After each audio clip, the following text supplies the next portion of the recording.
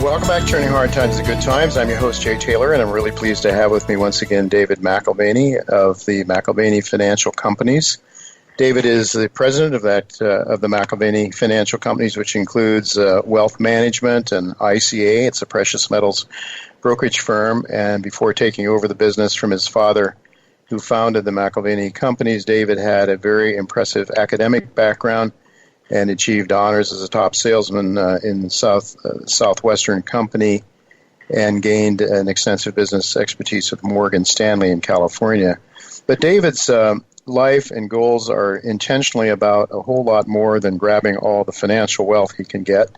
Certainly he and his father before him have had a considerable amount of financial success, but David understands that without a godly spiritual dimension, without a spirit of forgiveness and redemption, which allows us to live joyous and productive lives, we can be downright unhappy, and we can cause untold harm to others, no matter how much wealth we have. I'd like to just read a thought that David has put out in a book that he wrote called The Intentional Legacy, and I quote David because I think this is so important beyond the financial stuff we talk about all the time on this show. And David said in the book, and I quote, "Our lives are not our own. Every choice we make will shape the destiny of children yet to be born. Every act of love or hatred, redemption or savagery, thoughtfulness or selfishness, births a future for ourselves and others. We live lives permeated by legacy, the legacy given to us and the legacy we cultivate every waking moment of the day.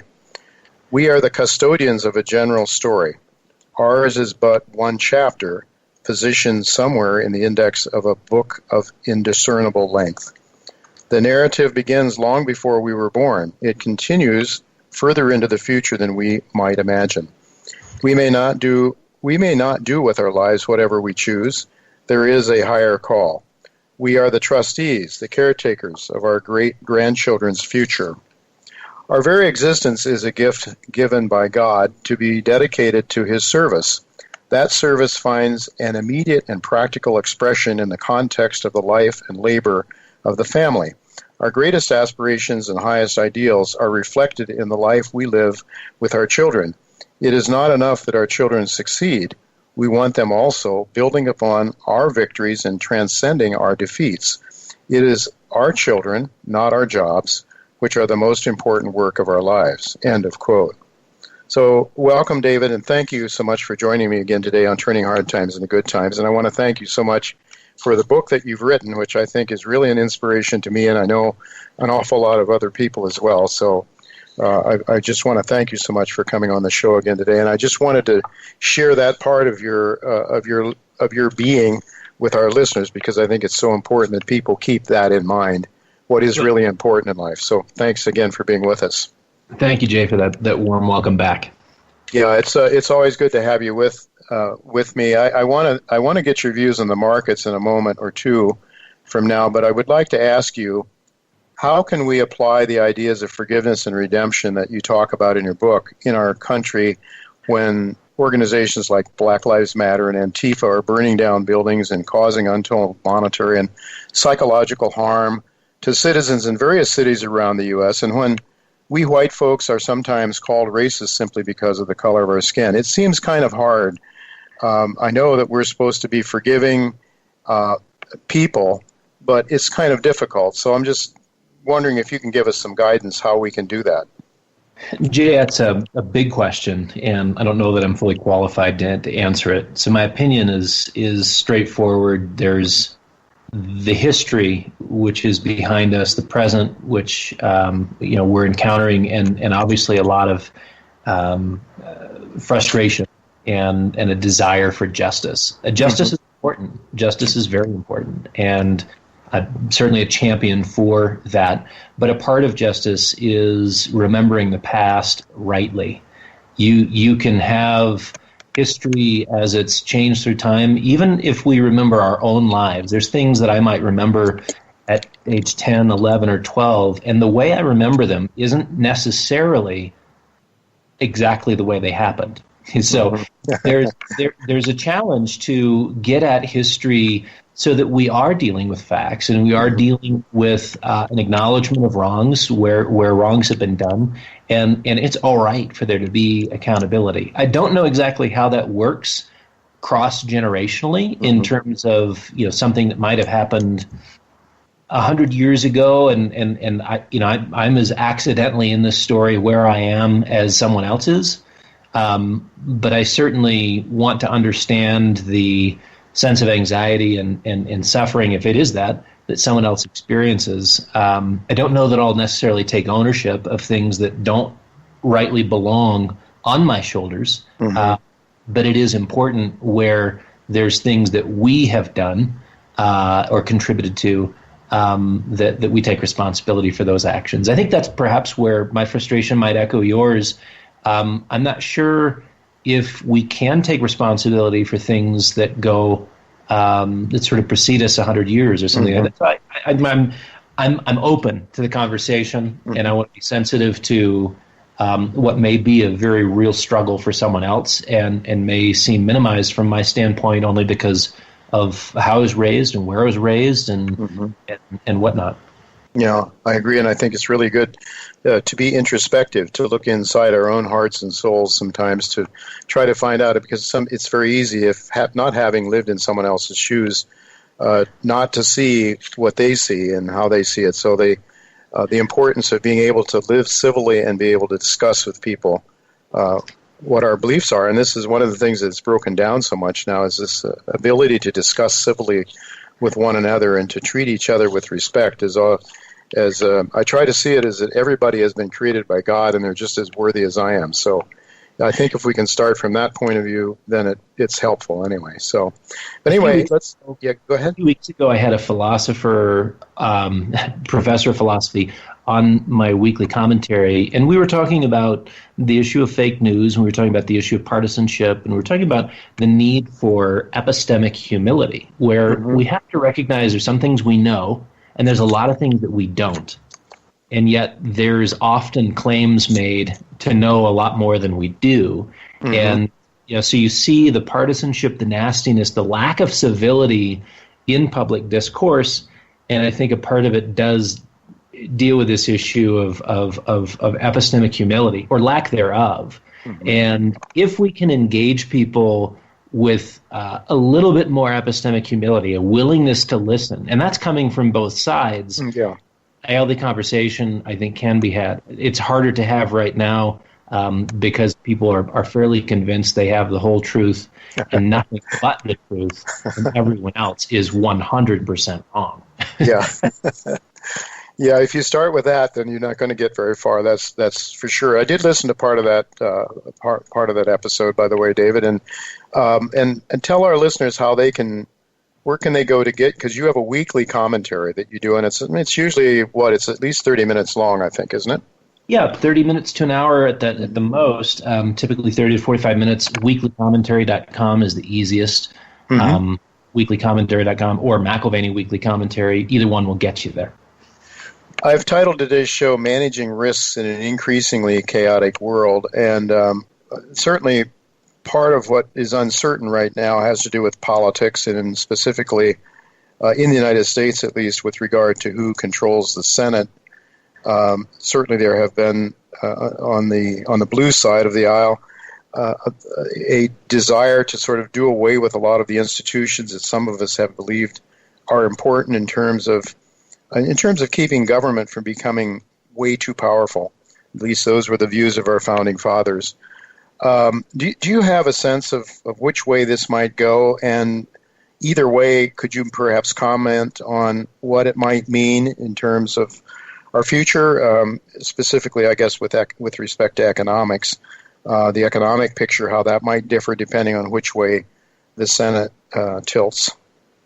Yeah, I mean, stepping back from the current mess in Washington, what we have seen over any time slice, 25 years, 50 years, 100 years or more, is that crisis represents a period of time where the size and scale of government ratchets higher. And when crisis recedes, the governmental footprint does not. So that's right. And it's not an issue of right versus left, blue versus red. The reality is the scope and scale of government tends to increase dramatically, the budget with it, of course, and then it does not scale back. So we have that yet again. We've got a health crisis, and certainly I'm encouraged to see death rates on the decline, even though we have case rates on the rise. And maybe with vaccines, this is something that's hopeful. Certainly, the stock market thinks that it's worth being hopeful for. But this is what we face in 2021: an increased scope and regimen for government. And that would have been the case either way. If Trump had won, it still would have been the case. It would have been just a little less heartburn, perhaps, amongst conservatives, and obviously more heartburn on the other side of the aisle. On the other side, yeah. But with respect to monetary and fiscal policy, what are your thoughts? I mean, would you see more fiscal policy, more probably, and less monetary, or more reliance on fiscal if the Democrats control the Senate? That'll be the key. So we get through the Georgia runoff, and we'll have a little bit more clarity on that. It would be a tough. The odds don't favor both seats going to the Democrats. So, and I think that may be what the markets are enthusiastic about too. Is they see kind of the hands tied in terms of real regulation, because I think there's some things that could absolutely strangle the markets. If you had the ability to increase taxes or whatnot. So, the Senate, I think that's one of the real keys. Monetary policy is shown to be fairly ineffective, and fiscal policy, even with this week's announcements of a stimulus package, which I presume will be passed in large measure before the end of the year, because you've got the hot potato of over 10 million people losing all benefits, which will cause a major hemorrhaging within the real estate markets, as we go into January. And that's really not the tone that I think anyone wants to set. So will we see more after the $908 billion? Yeah, I think we will see a lot more. And, fiscal policy will just be playing catch up with monetary policy. We're not going to be tightening monetary policy anytime soon. No, it's pretty hard to see how that could work, given the enormous amount of debt. The fact is, it seems to me that the Fed is trapped, essentially. It can't allow rates to rise. It can't allow the markets to function and allocate capital as a free market would. And so, if you have failure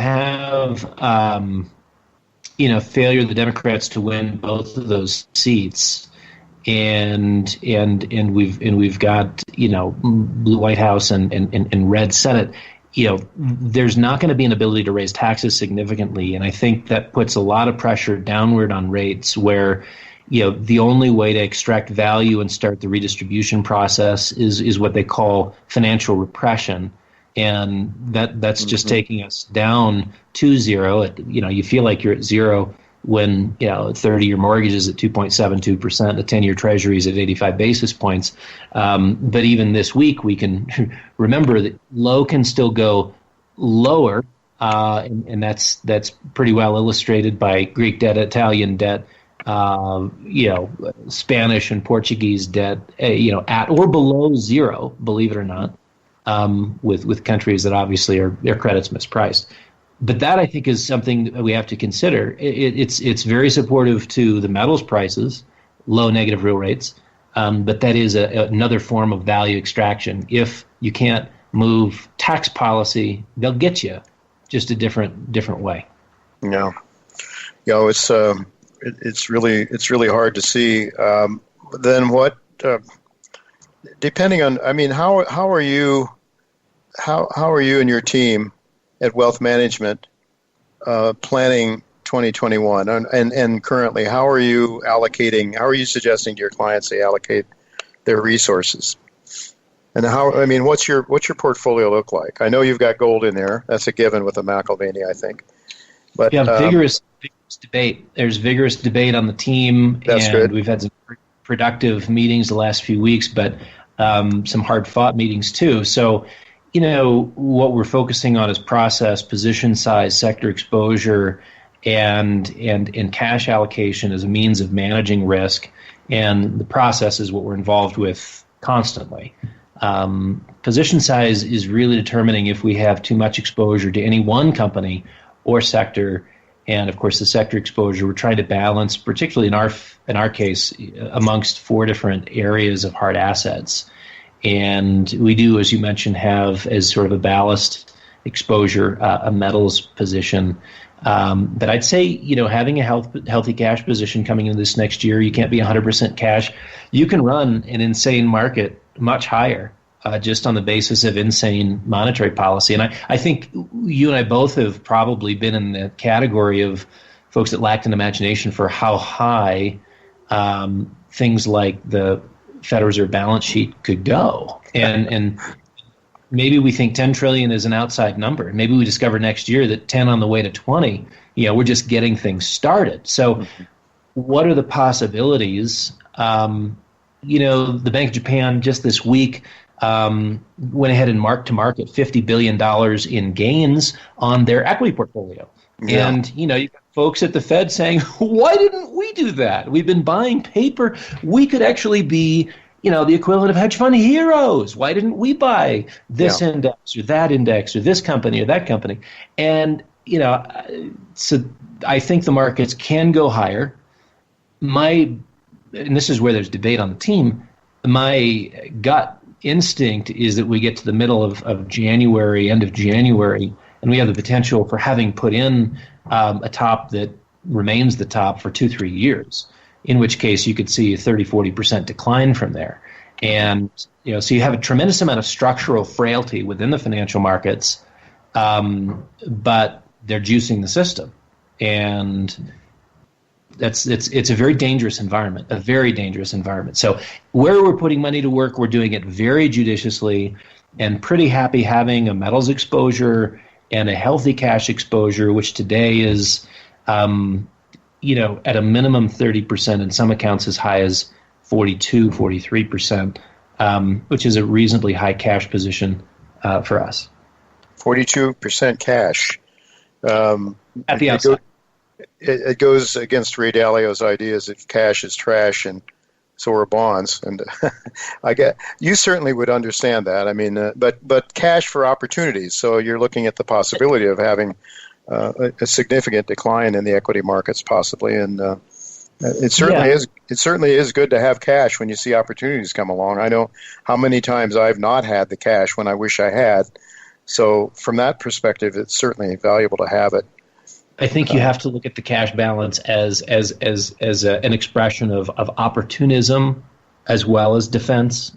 Where you see the opportunity to add to positions, companies that we really like, and we're not at full allocation, so we haven't stepped into the market and just backed up the truck.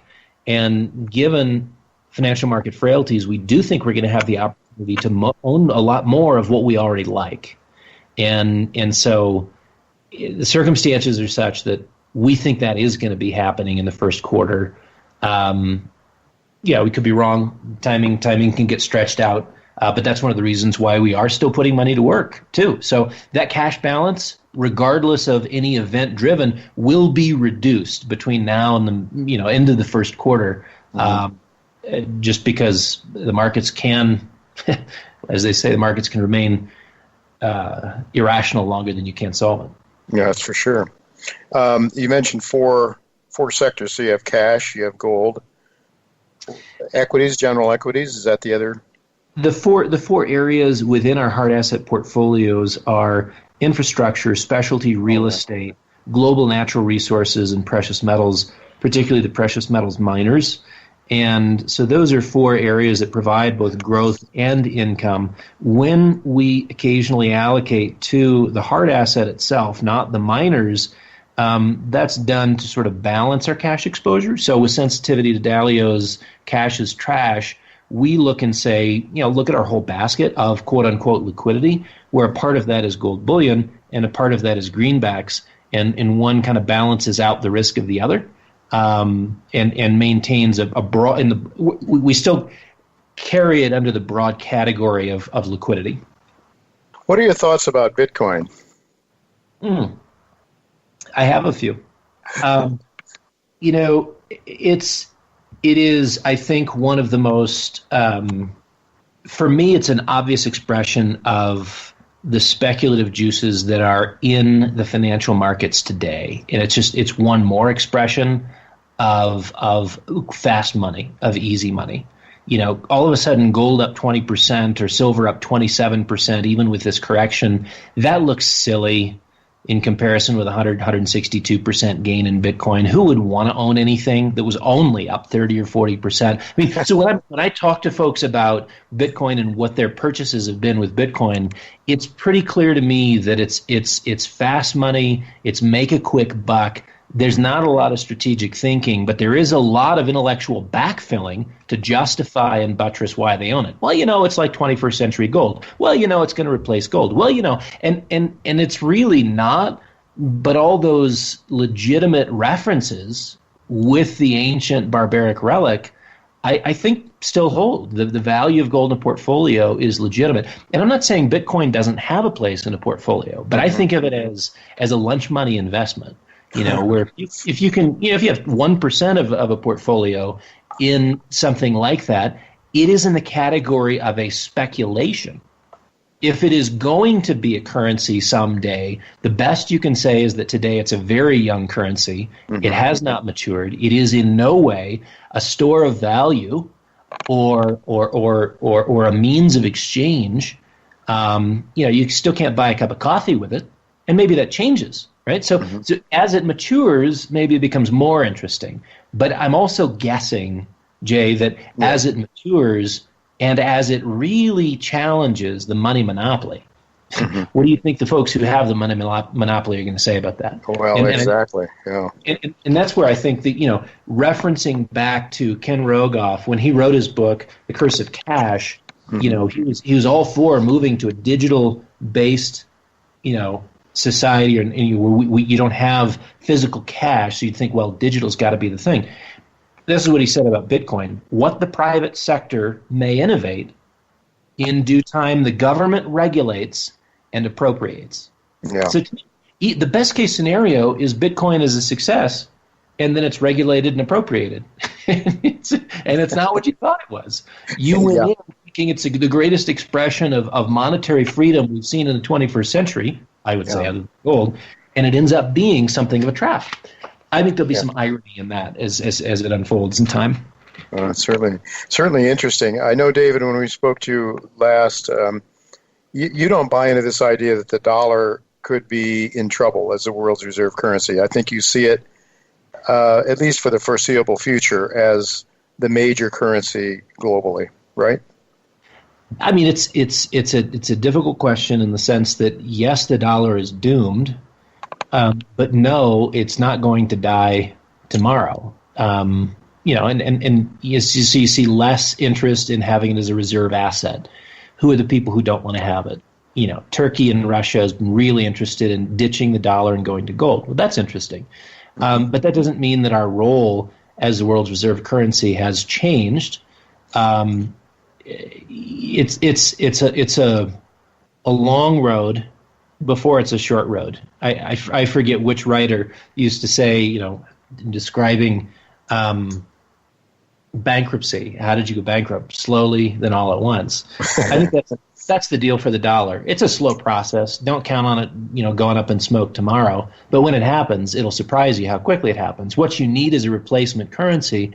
You need something in line with sort of Thomas Kuhn's stories, as he describes it in The Structure of Scientific Revolutions. If you're going to have a shift in thinking on a particular idea, in this case, the world reserve currency hegemony, you have to have a replacement. What's the replacement idea? What's the replacement currency? Could have been the euro. Not really now. Could it be the RMB? Don't know. Maybe it is.